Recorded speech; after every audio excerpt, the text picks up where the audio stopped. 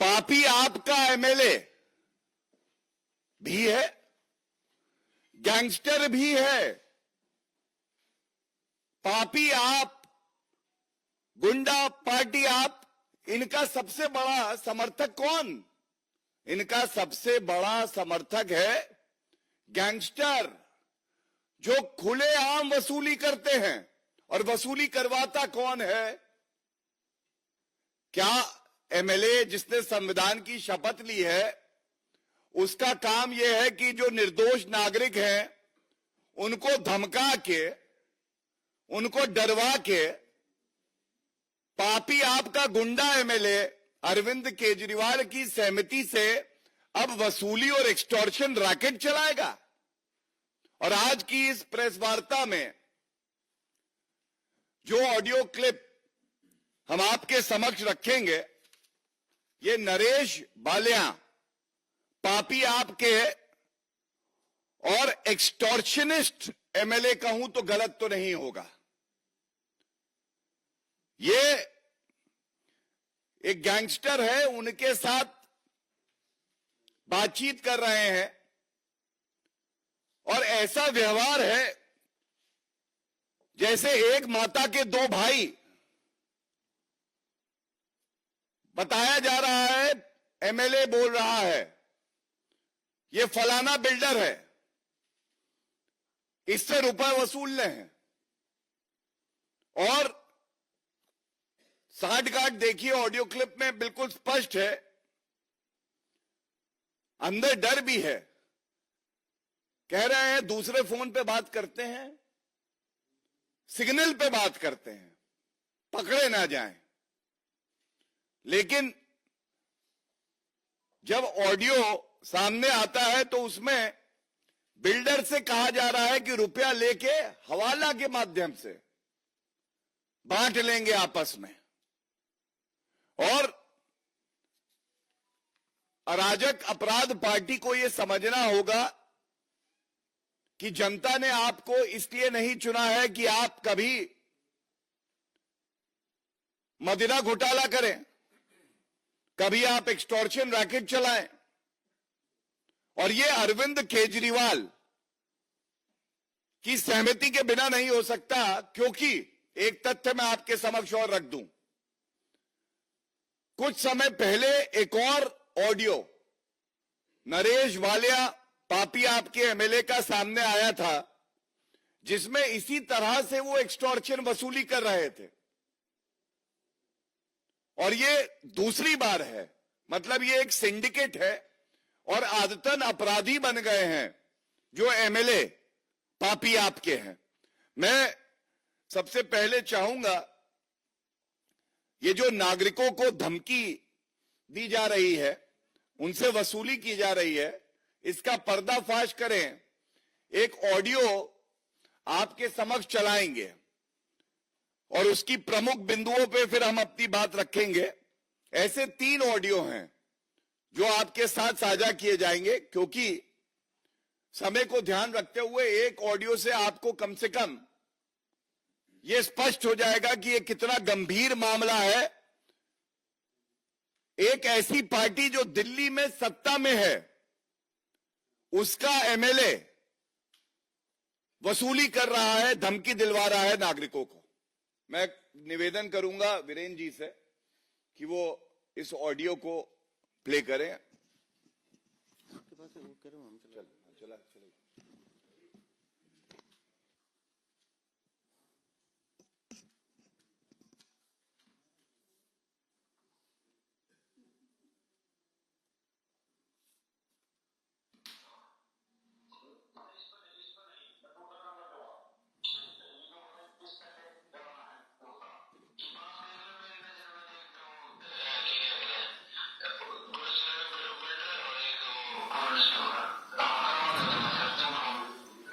एक मिनट रुकना, एक मिनट।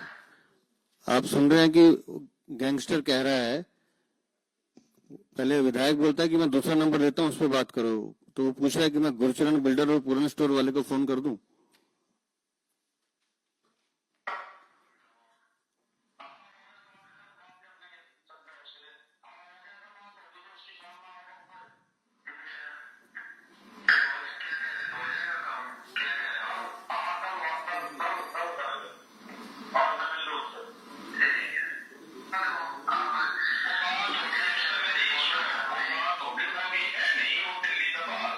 उनको आवाज नहीं जा रही।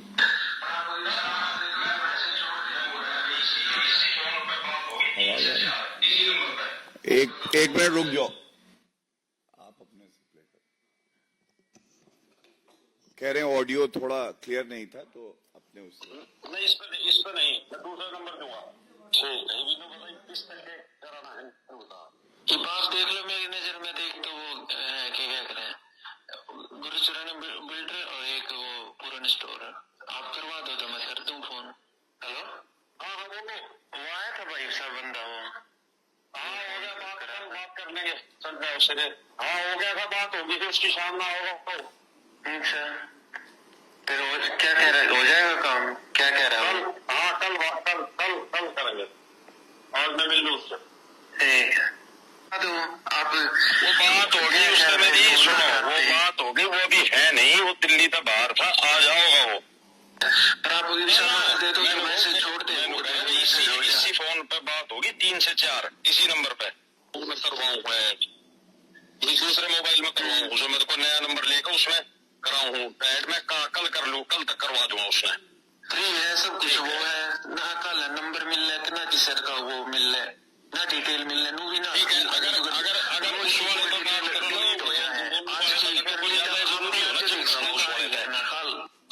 ठीक है, मैं उसे कर लेता हूँ, और क्या नाम है, आज मैं करवा दूंगा उसे रात में किसी को लगा के जिम्मेदारी। ठीक है, एक बार देख लो, बात कर लो। इसका मैं करूँ, इसकी मैं करूंगा बातचीत आज ना, ये एक्चुअली दिल्ली से बाहर था, आज आया होगा वो।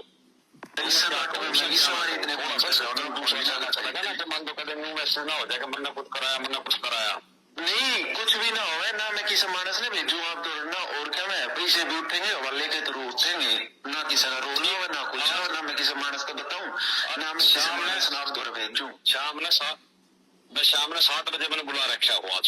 एक बार है ना, मैं भी खुद जानबूझ के इतने फोन ना करता ना, कल ना कल आप तनु भी बुझेंगे भाई, इतने फोन क्यों आ रहे हैं। सिग्नल ऐप डाउनलोड कर लो, उसमें दे रहे ना पार्ट का, किस दौर फोन कर रखा है किसका ना, एक बार ये काम जरूर कर लियो। ठीक है ना, कल ना कभी दिक्कत आओगी फिर आप लोगों को मेरे कल कोई दूसरा नंबर आ जाएगा मेरे पास, कल इस नंबर पर फोन कर, उस पहले वाले नंबर पर फोन कर लेना, वो नंबर दूसरा दे देगा, उसको बात करना मेरे से, ये भी किसी और का नंबर है, कल मैं वो दे दूंगा, क्या नाम है जो सिग्नल वाला, फिर उसको बात कर लियो, कल क्या नाम दोपहर तक मिल जाता हूँ।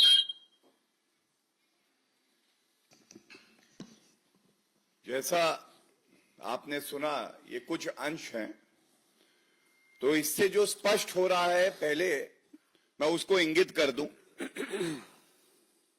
साठगांठ, घनिष्ठता और मित्रता पापी आपके एमएलए और एक गैंगस्टर में ऐसी है कि सारी सूचना का आदान प्रदान हो रहा है, और नागरिकों को इंगित कौन कर रहा है? एक विधायक इंगित कर रहा है कि फलाना बिल्डर, फलाना व्यक्ति, इसको बुलाओ, इसको डराओ, इसको धमकाओ। जब उसकी जान पे बनाएगी तो फिरौती मिलेगी, जब फिरौती और वसूली होगी तो वो वसूली हवाला के जरिए ली जाएगी और उसके बाद उसको बांटा जाएगा। ये किसी विधायक का चरित्र नहीं हो सकता, लेकिन अगर विधायक अरविंद केजरीवाल कट्टर बेईमान गुंडा पार्टी का पापी आपका कन्वीनर है, तो ऐसे विधायक का हो सकता है। और यह चिंताजनक है कि एक तरफ आप देखिए, हम सब जानते हैं कि दिल्ली की कानून व्यवस्था ये केंद्र सरकार के तत्वाधान में काम करती है, और हमारी प्रतिबद्धता है कि हर नागरिक सुरक्षित रहे, और एक चुनी हुई सरकार जो संविधान की शपथ लेती है, वो हमारे दिल्ली वासियों को धमकाती है, उनकी जान पे खतरा बना रहे ये सुनिश्चित करवाती है। ये बहुत चिंताजनक है। और इसीलिए मैं ये जरूर पूछना चाहूंगा कि अरविंद केजरीवाल और दिल्ली की मुख्यमंत्री आतिशी मार्लेना का इस ऑडियो क्लिप के आने के बाद क्या है उनका पक्ष? क्या वो इस एमएलए को तुरंत पार्टी से निष्कासित करेंगे? और अगर नहीं करेंगे तो जिससे मैंने शुरुआत करी, ये मान लिया जाएगा ये सारी की फिरौती जो हो रही है, ली जा रही है, ये अरविंद केजरीवाल के कहने से ही ली जा रही है। पहले मदिरा घोटाला, शराब घोटाला, जब वहां कमाई रुकी तो अब एमएलए को कहा है टारगेट है तुम्हारा 50 करोड़ 100 करोड़ ये इकट्ठा करके दो। और किससे रुपया वसूला जाएगा? नागरिकों से। दूसरा, दिल्ली की जनता आज त्रस्त है दिल्ली सरकार से, और यह कहना गलत नहीं होगा कि दिल्ली में बदलाव की बेला है और गुंडों और अपराधियों का कुछ दिन का खेला है। हम सब जानते हैं कि ये पापी आपकी जाती हुई सरकार है।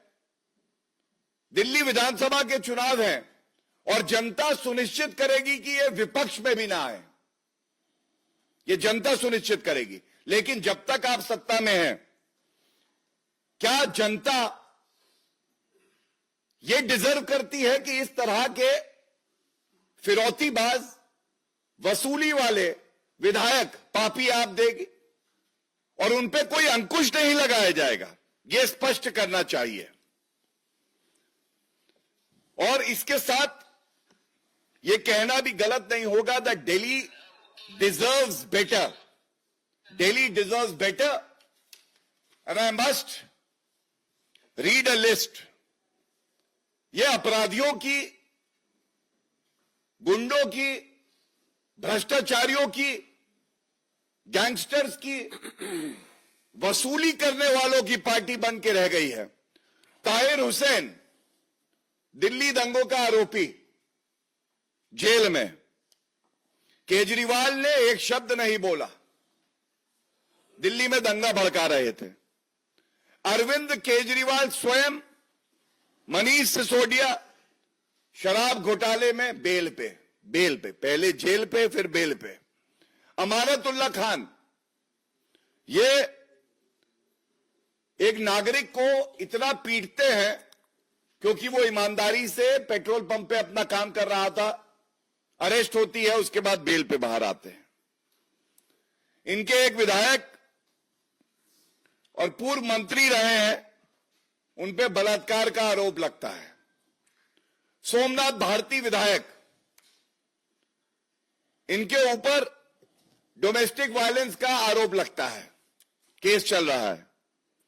और विभव कुमार, अरविंद केजरीवाल का दाहिना हाथ, महिला अस्मिता को तार तार कर देते हैं। एक सांसद नेत्री के साथ जिस तरह का व्यवहार इन्होंने किया, अरेस्ट हुए।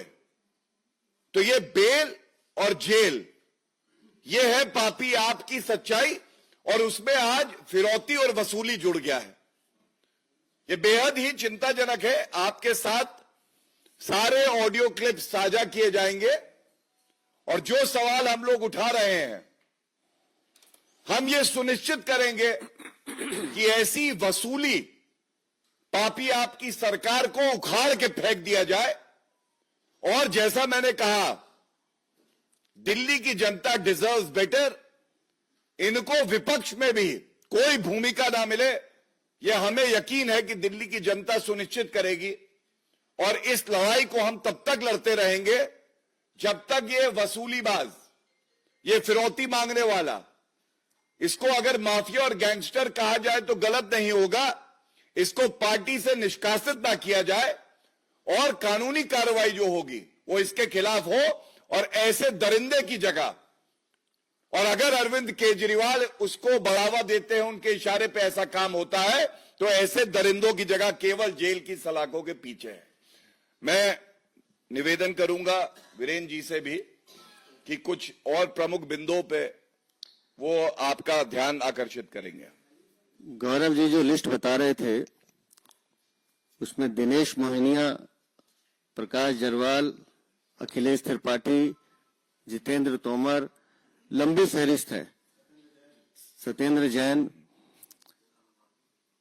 और जमानत पे छूटे खुद जमानती अरविंद केजरीवाल और उनकी पूरी पार्टी, जो जेल से बेल और बेल से जेल का खेल चल रहा है। जब आप ये तीनों ऑडियो क्लिप सुनेंगे तो आपको ये भी पता चलेगा कि खुद विधायक नाम सजेस्ट करता है, और नाम भी किन के सजेस्ट करता है, वो करीबी जो उसके साथ काम कर रहे हैं, क्योंकि उसे पता है कि किसके पास कितना माल है। और उसके बाद वो गैंगस्टर उनको फोन करता है और वसूली की जाती है। उसमें विजय बंसल का नाम आएगा, राजेश का नाम आएगा जो गगन स्कूल वाले हैं, गुरचरण बिल्डर्स का नाम आ ही चुका है, पूर्ण स्टोर का आएगा, एक गोलू रंजन आएगा, ऐसे कई नाम आएंगे। और ये सब वो लोग हैं जो किसी न किसी रूप में विधायक से जुड़े रहे हैं। और बातचीत में आप ये भी सुनेंगे कि वो कहता है कि मैं आपको नंबर दे दूं, तो गैंगस्टर कह रहा है कि उत्तम नगर के सारे नंबर मेरे पास है, आपको नंबर देने की जरूरत नहीं है। ये खुला खेल जो आम आदमी पार्टी के विधायक खेल रहे हैं, निस्संदेह इसमें जांच एजेंसी को तुरंत जांच भी करनी चाहिए, और जो दोषी उनके खिलाफ कड़ी कार्रवाई करके जो सही जगह है इनकी सलाखों के पीछे वहां भिजवाना चाहिए। दिल्ली को विशेष रूप से अपराधियों का अड्डा बनाने में आम आदमी पार्टी की बड़ी भूमिका है। जब हम रोहिंग्या और बांग्लादेशियों की बात करते हैं तो ये तार वहां से भी जुड़ते हैं, और इसलिए आज जो खुलासा गौरव जी ने किया है, ये अपने आप में हमारा ये मानना है कि जमानती पार्टी, आम आदमी पार्टी के जो आपराधिक चरित्र के लोग हैं, ये एक ऐसा खेल खेल रहे हैं दिल्ली में जो दिल्ली के लोगों की सुरक्षा के लिए बहुत गंभीर विषय है, जिसको लोकतंत्र में जनता जिता के भेजती है। अगर वही उनको हलाल करने में लग जाए तो आप समझ लीजिए कि इस दिल्ली का क्या होने वाला है। तो इस वार्ता के माध्यम से तो हम निवेदन करेंगे जांच एजेंसी से भी कि जो साक्ष्य आज यहां दिए जा रहे हैं उस पर तुरंत कार्रवाई करते हुए ऐसे आपराधिक छवि वाले विधायकों के खिलाफ तुरंत कार्रवाई हो। कोई प्रश्न हो अगर पहले इस विषय पे?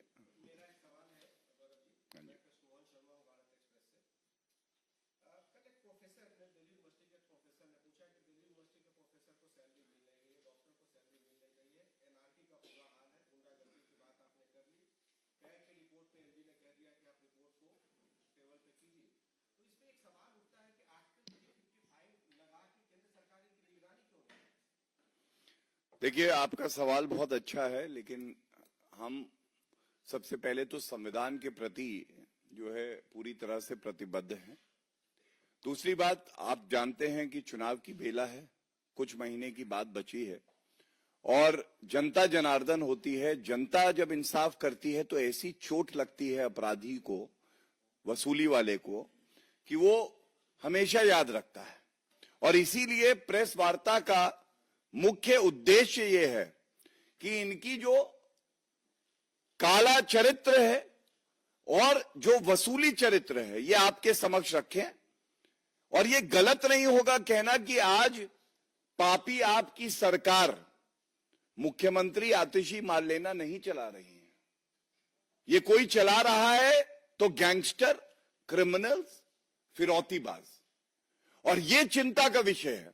और अगर अरविंद केजरीवाल अगले 24 घंटे में इस पे कोई टिप्पणी नहीं करते तो यह स्पष्ट हो जाएगा कि अरविंद केजरीवाल इसी तरह की जो क्रिमिनल एक्ट्स हैं उसमें लिप्त है, और उनके कहने पे ही ये किया जा रहा है। और जब आप बात करते हैं प्रेसिडेंट रूल की, तो मैं इतना जरूर कह दूंगा, किसी भी पार्टी का जो प्रवक्ता होता है, प्रदेश अध्यक्ष जी बैठे हैं यहां पे, 355 भी एडवाइजरी रोल है संविधान में। 355 और 356 का जो रोल है ये संवैधानिक एक ताकत है जिसको बहुत जिम्मेदारी से इस्तेमाल किया जाता है। मैं समझता हूं जिसका ये क्षेत्र अधिकार है वही व्यक्ति इस पे टिप्पणी करे तो बेहतर रहेगा।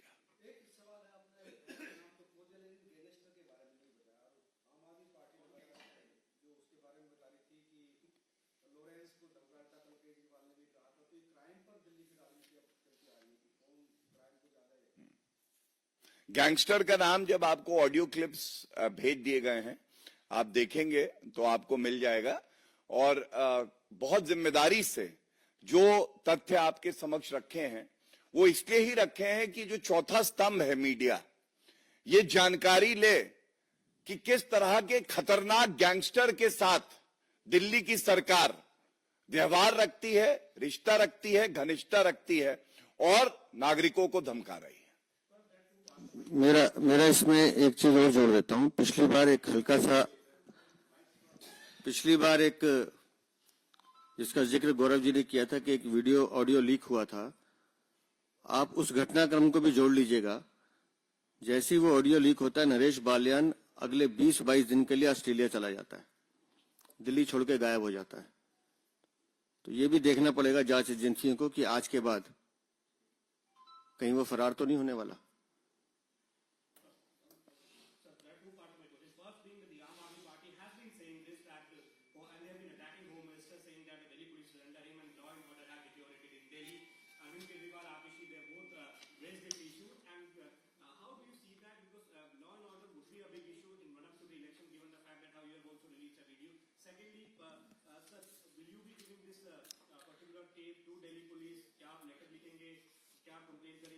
बिल्कुल जांच एजेंसी को भी देंगे, वैसे पब्लिक डोमेन में है, वो खुद भी सुमोटो ले सकते हैं। और दिल्ली में अगर कोई विषय है